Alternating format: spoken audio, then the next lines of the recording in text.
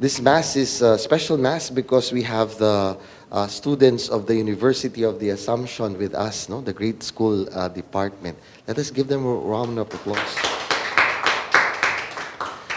I guess it is also good that we are today celebrating the feast of Saint Luke, one of the four evangelists, no? And we have kids with us, no? Because Saint Luke, according to our tradition, is a physician, no?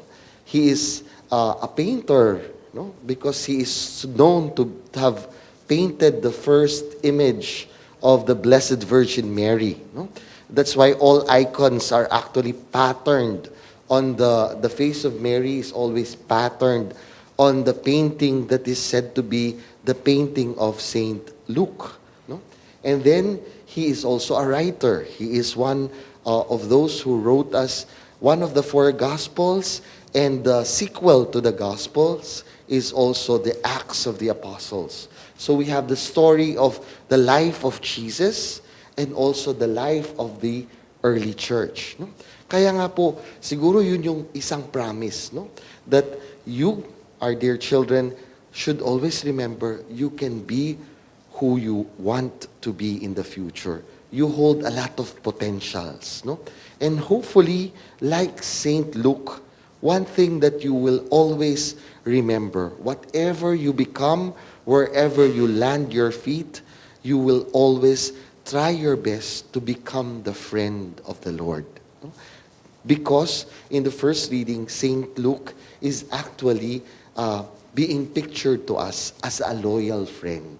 No? A loyal friend of Saint Paul.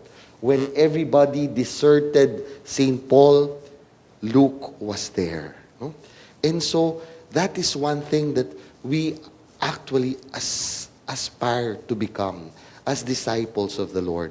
Hopefully, the Lord will also see us to be loyal disciples. No?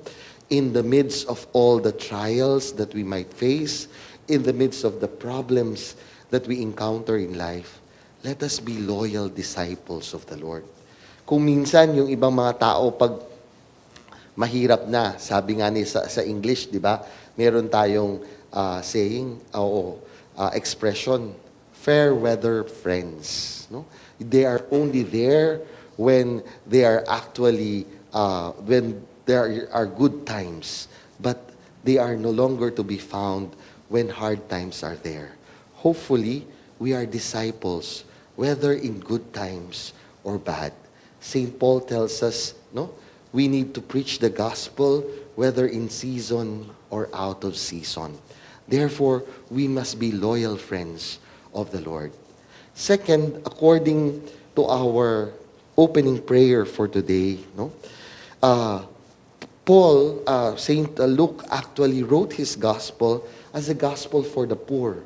That's why you will always see, no, characters who represented the poor, no, the shepherds, no, who were illiterate, no, the old people who were Simeon and Anna, no.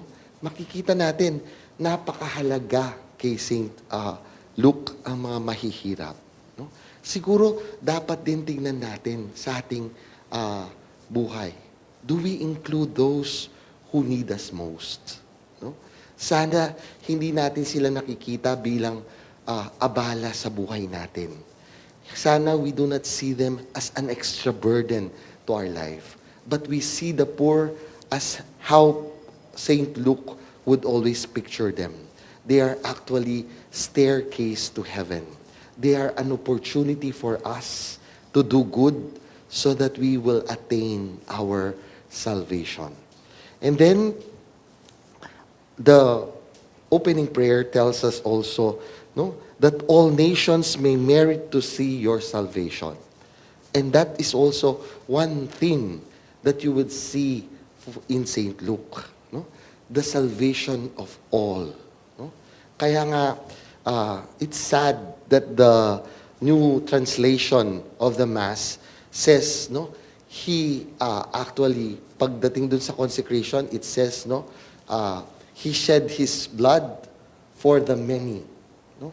But that is a Hebrew expression. No?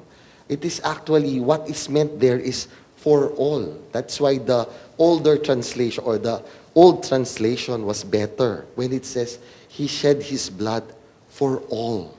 No? For everybody. Because it is a universal salvation that the Lord gives. It is offered to all who actually would receive the offer of salvation. And so, let us be people who actually take the opportunity that the Lord is offering us. Sana makita natin that every moment of our life is an opportunity to say yes to this offer of salvation, to this offer of mercy and love that the Lord is actually offering to all of us. Amen.